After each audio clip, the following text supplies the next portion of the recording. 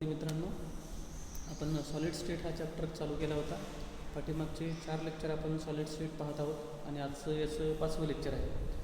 तर या 4 लेक्चरमध्ये साधारणतः आपण काय काय घेतलं एक थोडक्यात मी रिमाइंड करतो आणि मग आपण पुढचं लेक्चर कंटिन्यू करू. सॉलिड स्टेटमध्ये आपण क्लासिफिकेशन घेतले सॉलिडचं, क्रिस्टलाइन सॉलिड, ॲमॉर्फस सॉलिड. त्यानंतर क्रिस्टलाइन सॉलिडमध्ये क्रिस्टल्स तयार कसे होतात, युनिट सेल कोणाला म्हणायचं आणि types of unit cell. Specially types of unit cell आपण पाठीमागच्या 4थ्या लेक्चरला घेतलं होतं, ते मी थोडक्यात रिमाइंड करतो. युनिट सेल कोणाला म्हणायचं तर ते एक बेसिक स्ट्रक्चरल रिपीटिंग युनिट असतं की ज्याला आपण बेसिक सेल किंवा बेसिक युनिट सेल असं म्हणतो. तर युनिट सेल ही एका क्रिस्टल स्ट्रक्चरमध्ये एकच असते. अशा युनिट सेल किती टाईपचे असतात आणि त्या कशावरनं पडतात तर त्यांची जी एज लेंथ आहे त्याला आपण ए, बी आणि सी असं म्हणतो. त्यानंतर त्यांच्यामधले जे सरफेसेस आहेत त्या 2 सरफेसेसमधला अँगल किती आहे त्याला आपण अँगलला अल्फा, बीटा आणि गॅमा असं म्हणतो.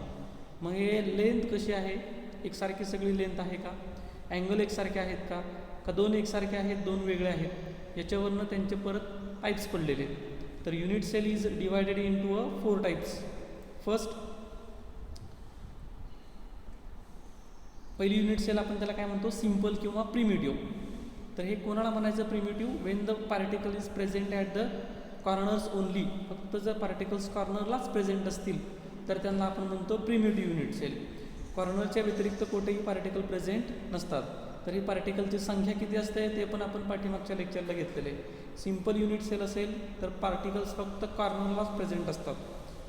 लॅटिस पॉईंट्स किती येतात, किती पॉईंटला पार्टिकल प्रेझेंट आहेत, 8 कॉर्नरला पार्टिकल प्रेझेंट आहेत. म्हणून लॅटिस पॉईंट्स किती आले, देर आर 8 लॅटिस पॉईंट्स. पार्टिकलचं कॉन्ट्रीब्युशन किती आलं, how many particles are present in single unit cell. Single primitive unit cell is प्रत्येक corner, each and every corner particle is contributed its 1/8 part to the unit sale.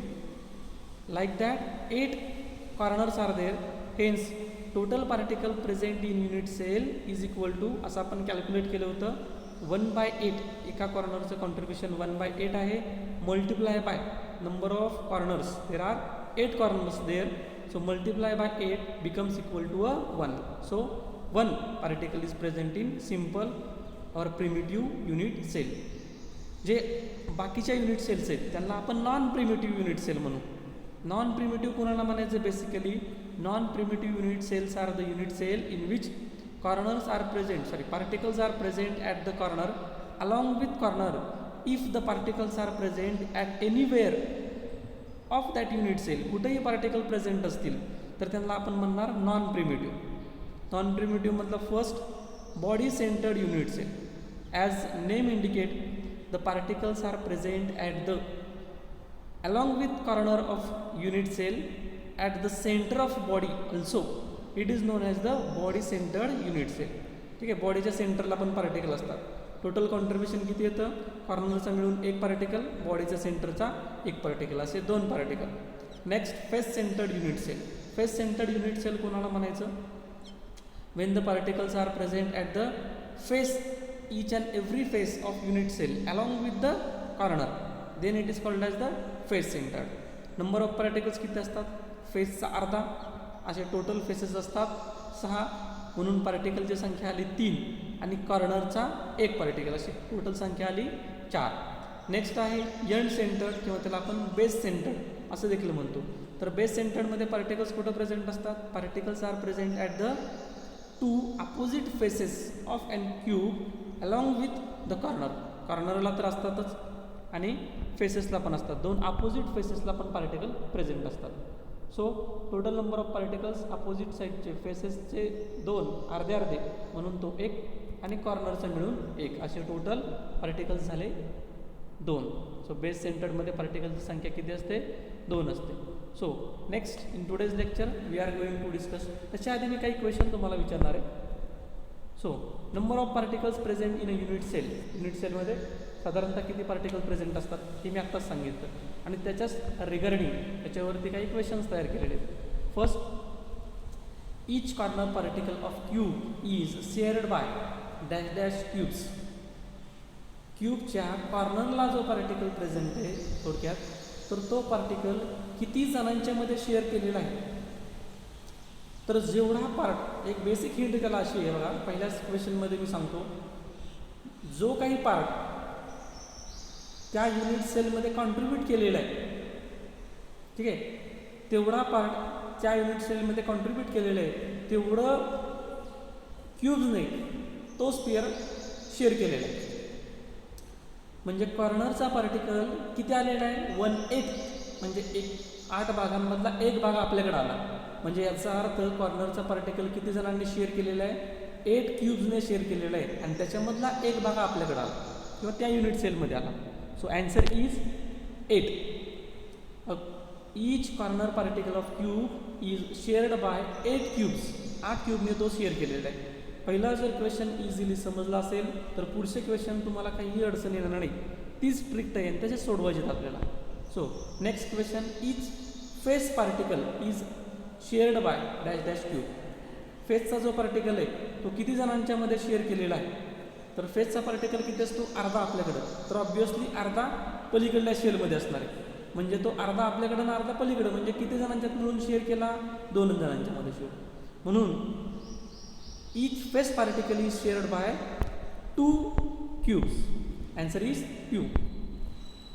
Third question is, each edge particle is spared by dash dash cube. Edge particle म्हणजे त्या क्यूबच्या एजला जर particle present असेल तर त्याचं contribution किती असतं, तर त्याचं कॉन्ट्रीब्युशन साधारणतः 1/4 असतं. म्हणजे याचा अर्थ तो पार्टिकल 4 जणांनी मिळून शेअर केलेला आहे आणि त्याच्यामधला 1 भाग त्या पर्टिक्युलर युनिट सेलमध्ये आलेला आहे, ठीक आहे, किंवा त्या पर्टिक्युलर क्यूबमध्ये आलेला आहे. म्हणून each edge particle is shared by 4 cubes. म्हणून तो 4 क्यूबने शेअर केलेला असतो. आणि last one, each body centred particle each body particle is shared by dash dash cube. किती पार्टिकलने, किती क्यूबने तो शेअर केलेला आहे, बॉडीच्या सेंटरचा क्यूब. तर साधारणतः तो पूर्णच्या पूर्ण त्या बॉडीमध्ये प्रेझेंट असतो. याचाच अर्थ असा, each particle which is present at the centre of body is shared by only 1 cube. तो एकाच क्यूबने शेअर केलेला आहे. So answer is 1. ठीक आहे. तर याच्यामध्ये नंबर ऑफ पार्टिकल्स पाहितले, ते पार्टिकल्स किती जणांच्या मध्ये शेअर केलेले आहेत ते पण आपण पाहितलेलं आहे.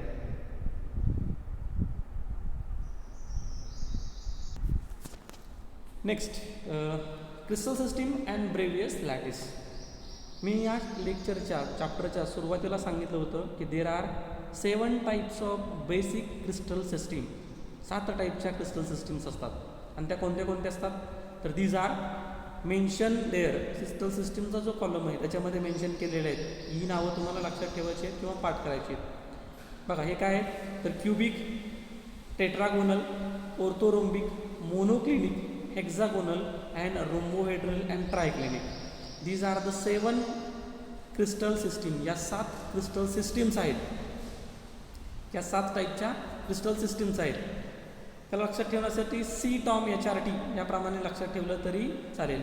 सी म्हणजे क्युबिक, टॉम TOM, टॉम म्हणजे टेट्रागोनल, O म्हणजे ऑर्थोरोम्बिक, M म्हणजे मोनोक्लिनिक, HRT हेक्सागोनल, H म्हणजे हेक्सागोनल, R म्हणजे रोम्बोहेड्रल आणि अगेन T म्हणजे ट्रायक्लिनिक. आता या वेळेसच्या सिलेबसमध्ये त्यांनी डायमेन्शन्स दिलेल्या नाही आहेत.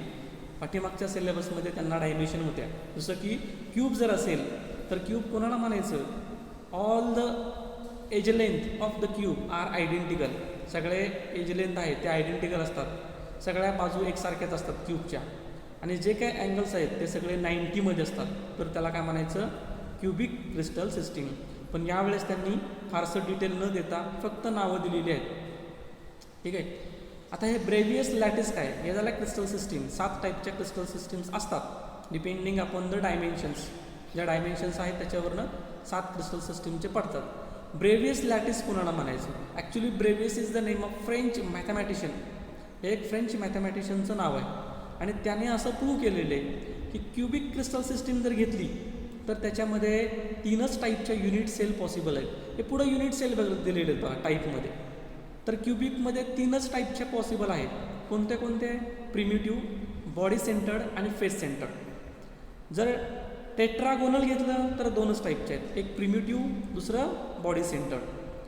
तिसरं जर ऑर्थोरोम्बिक घेतले तर त्याच्यामध्ये 4 टाईपच्या पॉसिबल आहे. कोणत्या कोणत्या? प्रिमिटिव्ह पण आहे, बॉडी सेंटर्ड पण आहे, फेस सेंटर्ड पण आहे आणि एंड सेंटर्ड किंवा आपण त्याला बेस सेंटर्ड असं म्हणतो, तर बेस सेंटर्ड पण त्याच्यामध्ये असतात. Next monoclinic. मोनोक्लिनिकमध्ये मात्र परत दोनच आहेत, एक प्रिमिटिव्ह आणि दुसरं एंड सेंटर. आणि उरलेल्या आहेत त्या सगळ्यांच्यामध्ये प्रिमिटिव्ह युनिट सेल प्रेझेंट असते. जर काउंटिंग केलं तर 14 टाईपचे लॅटिस पॉईंट्स तुम्हाला दिसतील किंवा लॅटिस अरेंजमेंट तुम्हाला दिसतील. आता हे वाचायचं कसं? तर क्युबिक, सिम्पल किंवा प्रिमिटिव्ह ही झालं एक. बघा अशा मोजल्या तर तुम्हाला 14 मिळतील. नंतर cubic body centred, cubic face centred, tetragonal primitive, tetragonal body centred, orthorhombic primitive, body centred orthorhombic body centred, orthorhombic face centred, orthorhombic end centred, monoclinic primitive, monoclinic end centred, hexagonal primitive, rhombohedral primitive आणि triclinic primitive. So there are 14 types of Bravais lattice. Question तुम्हाला MCQला असा विचारला जाईल, dash dash types of crystal system, basic crystal systems are present. आणि option मिळले असतील 4, next option असेल 14, थर्ड ऑप्शन असेल 7 आणि लास्ट ऑप्शन असेल 1. तर अशा किती आहेत? 7 क्रिस्टल सिस्टीम्स प्रेझेंट आहेत. मग 4 काय आहेत? 4 are the types of unit cell, 14 are the types of Bravais lattice and 7 are the types of crystal system. याच्यावरती 1-1 मार्कांसाठी MCQमध्ये किंवा 1 लाईन सेंटेन्समध्ये क्वेश्चन असा पण विचारला जाईल, which of the following type of unit cell is present in all type of crystal system. कोणत्या टाईपची unit cell सगळ्या crystal सिस्टीममध्ये प्रेझेंट असते? तर तुम्ही ऑब्झर्व केलं तर ते प्रिमिटिव्ह किंवा आपण त्याला सिम्पल असं म्हणतो, सिम्पल टाईपची युनिट सेल पूर्ण क्रिस्टल सिस्टीममध्ये ती टाईपची युनिट सेल असते. पुढचा क्वेश्चन असं दिला असेल, क्रिस्टल सिस्टीम किंवा types of unit cell is present in only 1 type of crystal system. एक युनिट सेलचा असा टाईप आहे की जो फक्त एकाच क्रिस्टल सिस्टीममध्ये सापडतो आणि तो म्हणजे एंड सेंटर्ड. किंवा the crystal system shows 4 type of cell, 4 टाईपच्या युनिट सेल त्याच्यामध्ये असतात. अशी कोणती क्रिस्टल सिस्टीम आहे? तर this is a orthorhombic crystal system. Next हे आपण पाहितलेले आत्ताच. पुढचा क्वेश्चन आहे, पुढचं पॉईंट्स आहेत, रिलेशन बिटवीन मोलार मास ज्याला आपण कॅपिटल M ने दाखवतो अँड डेन्सिटी ऑफ सबस्टन्स ज्याला आपण रो ने दाखवतो and unit length, unit edge length of an सेलची युनिट एज लेंथ त्याला आपण A ने दाखवतो, स्मॉल a ने. तर आपल्याला यांच्यामधलं रिलेशन डिफाईन करायचं आहे. तर पहा, डेन्सिटी कशाला म्हणायचं? Density is the mass upon volume. The formula of density is the mass upon volume. Mass आणि व्हॉल्यूम यांचा रेशो घेतला तर तुम्हाला डेन्सिटी मिळेल. ठीक आहे. आता सपोज हे झालं equation number 1. Suppose A is the edge length of unit cell. त्या युनिट सेलची जी आपण काही म्हणतो एक क्युबिक आहे, क्युबिक याचा अर्थ सगळ्याच एज लेंथ एकसारख्या असतात. A जर त्याची युनिट लेंथ असेल तर त्याचं व्हॉल्यूम किती येणार? A cube. Right. So volume of unit cell is equal to A cube. Next point असा आहे, suppose that the mass of one particle is M, is small m. एखाद्या पार्टिकलचं मास जर स्मॉल m असेल then that are n particles per unit cell. आणि suppose इथं n particle एवढे प्रत्येक युनिट सेलमध्ये प्रेझेंट आहेत. म्हणजे n मे बी किती असू शकतात? जर ती युनिट सेल प्रिमिटिव्ह असेल तर n इज इक्वल टू 1. जर ती युनिट सेल बॉडी सेंटर्ड असेल तर n इज इक्वल टू 2. जर ती युनिट सेल फेस सेंटर्ड असेल तर n इज इक्वल टू 4. आणि जर ती सेल बेसिक असेल, आता बेसिक नसतंच क्युबिकमध्ये किंवा बेस सेंटर्ड नसतंच क्युबिकमध्ये, तर या 3च टाईपचे असतील. एक तर 1 असेल, 2 असेल किंवा मग 4 असेल. तर त्या पूर्ण युनिट सेलचं किंवा त्या पूर्ण क्यूबचं वजन किती येईल? तर त्या एका पार्टिकलचं वजन किती आहे आणि असे किती पार्टिकल्स त्याच्यामध्ये प्रेझेंट आहेत. So mass of unit cell is equal to m is the mass of one particle multiplied by the number of particles present per unit cell. त्या युनिट सेलमध्ये किती पार्टिकल्स प्रेझेंट आहेत.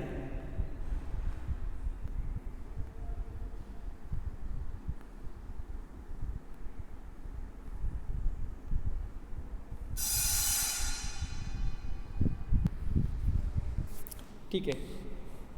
तर इक्वेशन 1 आणि 2 जर तुम्ही कम्पेअर केलं तर what is equation 1 and equation 2. Equation 1 आणि 2 किंवा इक्वेशन 2 आणि 3 याच्यावरून इक्वेशन 1 काय होईल. तर इक्वेशन 1 काय होतं बघा वन्स अगेन.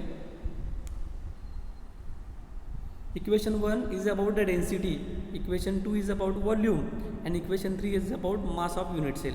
तर इक्वेशन 1 मध्ये काय आहे मास ऑफ युनिट सेल, तिथं आपण सबस्टिट्यूट करू m मल्टिप्लाय बाय n. दुसरा आहे व्हॉल्यूम ऑफ युनिट सेल, तिथं आपण इक्वेशन 2 मधला पॉईंट सबस्टिट्यूट करू. Volume of unit cell is equal to a cube. So equation from equation 2 and 3 equation 1 becomes, तर इक्वेशन 1 कसं होईल. Rho is equal to mass of unit cell is m multiply by n divided by volume, volume is a cube. आता बघा या 4 नंबरच्या इक्वेशनपर्यंत आपले 2 point आपण relation मांडलेले ते म्हणजे डेन्सिटी आलेले या इक्वेशनमध्ये आणि या इक्वेशनमध्ये एज लेंथ पण आलेली आहे. आता आपल्याला इंट्रोड्यूस काय करायचं आहे molar mass. So how to introduce molar mass. Molar मासच्या फॉर्म्युलानुसार आपण जाऊया. मोलार मास कोणाला म्हणायचं the mass of one particle multiply by number of particles per mole. म्हणजेच कितीने मल्टिप्लाय करायचं, नंबर ऑफ पार्टिकल्स किती असतात पर मोलमध्ये ॲव्होगाड्रोस नंबर इतके बरोबर 6.022 इंटू 10 टू पॉवर 23 किंवा आपण त्यांना सिम्पली NA असं देखील म्हणूया. So capital M is the molar mass and small m is the mass of one particle. Capital M is equal to m multiply by NA. So small m ची value काय झाली, m is equal to capital M divided by Avogadro's number. This is equation number 5. आता या equation number 5 ची value वर्ण आपण 4 नंबरच्या इक्वेशनमध्ये कंबाईन करू. So rho is equal to capital M multiply by small n divided by a cube into NA. And this 6 number equation is known as relation between density of substance, molar mass of substance and age length of a cube, क्यूबची edge length यांच्यामधलं हे relation. हे derive करा equation म्हणून 2 मार्कांसाठी equation तुम्हाला सांगितलं जाईल. 2 टाईपचे क्वेश्चन याच्यावरती विचारले जाऊ शकतात. पहिला आहे derive the relation between molar mass, density and edge length of unit cell. आणि दुसऱ्या टाईपचा क्वेश्चन असेल तो डायरेक्ट 6 नंबरचं इक्वेशन जे समोर तुम्हाला दिसतंय ते इक्वेशन दिलं जाईल आणि सांगितलं जाईल की या इक्वेशन डिराईव्ह करा. डिराईव्ह दॅट किंवा show that density is equal to capital M multiply by small n divided by a cube divided by NA. So this is the relation equation. 2 मार्कांसाठी असेल तर याच्यामध्ये न विसरता ज्या काही टर्म्स आपण घेतलेल्या आहेत त्या टर्म्स मेन्शन करायच्या. म्हणजे रो कोणाला म्हटले किंवा रोचा अर्थ काय होतो, तर रो म्हणजे rho means density, capital M means molar mass, small n means number of particles per unit cell, a cube is the edge length of unit cell, NA is the Avogadro's number.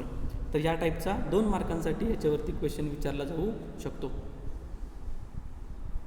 Next आता आपण याच्यावर त्याचे काही problem सोडून घेणार आहोत. पहिला first problem आहे when the gold crystallises it forms face centred unit cell, cubic sale.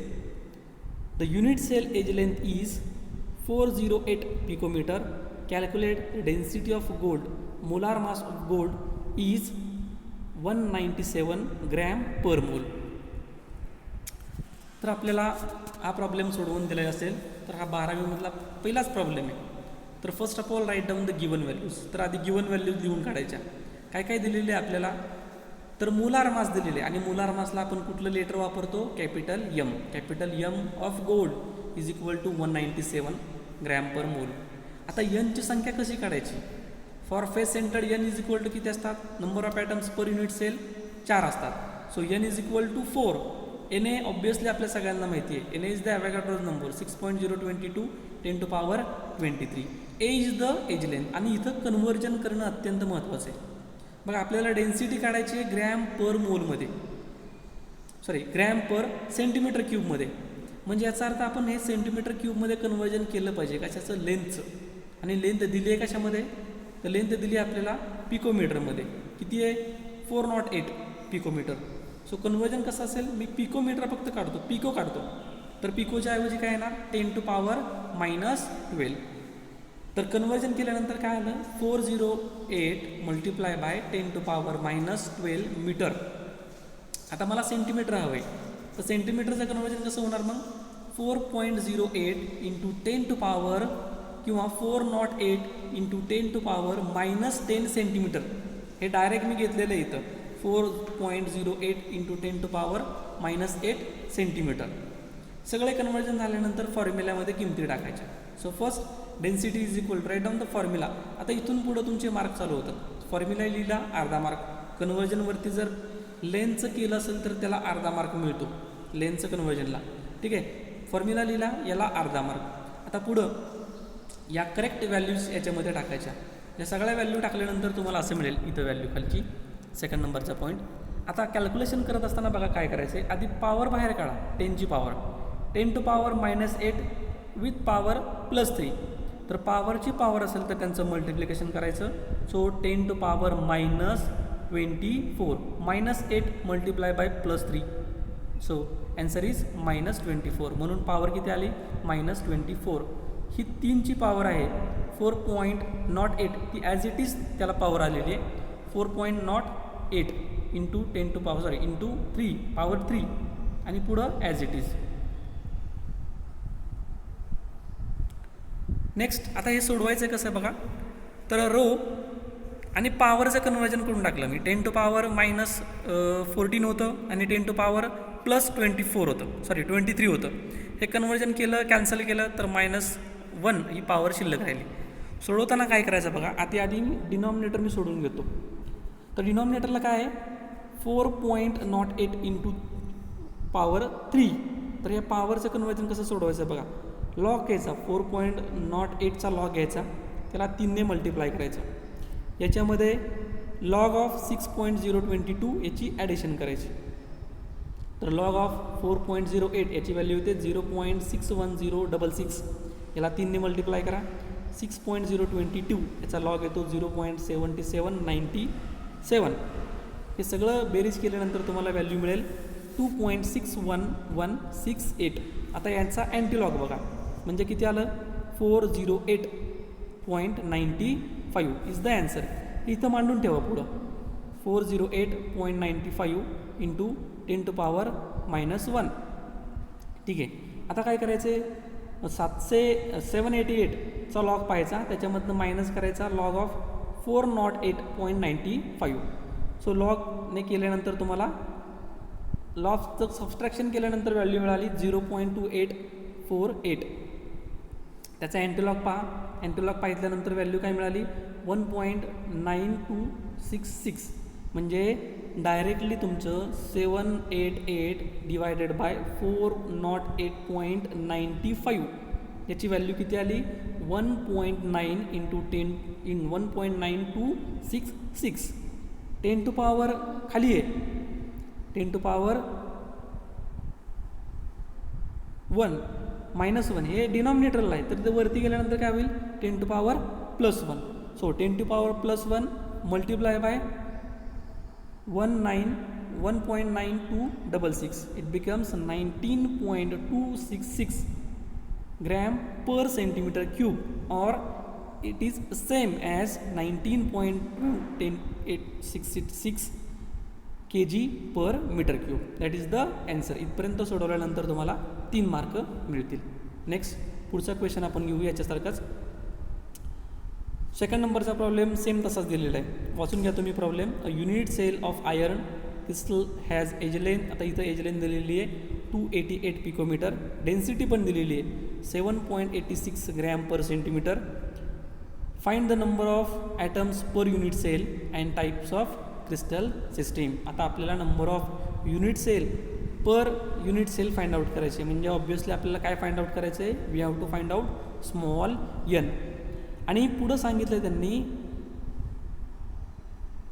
And type of crystal lattice, त्या क्रिस्टल लॅटिसचा टाईप कुठला कोणता आहे सर? तर जर 1 असेल, ठीक आहे, 1 पार्टिकल प्रेझेंट असाल तर क्युबिक प्रिमिटिव्ह हा क्रिस्टल टाईप आला.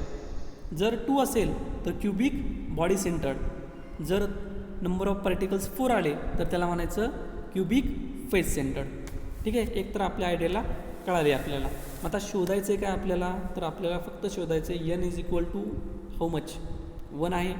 ॲन्सर पण आपल्याला माहिती आहेत, 3 ऑप्शन आहेत बघा, 1 असेल, 2 असेल किंवा मग 4 असेल. जो दिलेले व्हॅल्यू आहेत, गिवन व्हॅल्यू, त्या फाइंड आउट करून घ्या, मांडून घ्या. m is equal to 56 gram per mole, Avogadro's number, density दिलेली आहे, एज लेंथ. आता इथं एज लेंथचं कन्वर्जन करावं लागेलच, कारण आपल्याला डेन्सिटी ग्रॅम पर सेंटीमीटर क्यूबमध्ये दिलेली, म्हणजे एज लेंथचं कन्वर्जन आपल्याला सेंटीमीटर क्यूबमध्ये करावं लागेल. तर सेंटीमीटर क्यूबमध्ये कन्वर्जन केल्यानंतर आलं 2.88 × 10⁻⁻8. फॉर्म्युला लिहून घ्या. ठीक आहे, फॉर्म्युला लिहिल्यानंतर सर्व दिलेल्या किमती पुटअप करा. फक्त यांची व्हॅल्यू तुम्हाला नसेल, कन्वर्जन करून घ्या, सबस्टिट्यूट करून घ्या व्हॅल्यू. एन एका साईडला घ्या, पूर्ण सगळ्या व्हॅल्यू एका साईडला घ्या. त्यानंतर तुम्हाला नेक्स्ट इक्वेशन मिळेल, हे इक्वेशन. ठीक आहे, आता इथं 10⁻⁻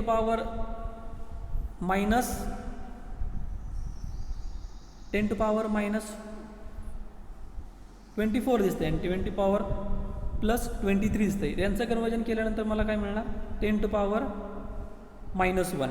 बाकी सगळ्या व्हॅल्यू ॲज इट इज आलेले आहेत. नंतर मी मागाशी ज्याप्रमाणे लॉग सांगितले आहेत त्याप्रमाणे लॉग पहा, अँटी लॉग पहा आणि फायनल ॲन्सर काढा. तर ते फायनल ॲन्सर येतं 20.19 × 10⁻⁻1. 10⁻⁻1 इन्क्लूड केलीच तर व्हॅल्यू किती येणार? 2.019, म्हणजेच ॲप्रॉक्सिमेटली 2. जर ॲप्रॉक्सिमेटली याची व्हॅल्यू 2 असेल तर ती कुठल्या टाईपची युनिट सेल असणार आहे? इट्स अन बेसिक किंवा body centred cubic unit cell. पुढचा क्वेश्चन तुमच्यासाठी होमवर्क म्हणून दिलेला आहे, तर तुम्ही तो होमवर्क म्हणून तो सोडवायचा. ठीक आहे, याचा ॲन्सर मी तुम्हाला पुढच्या नेक्स्ट लेक्चरला सांगेन. थँक्यू.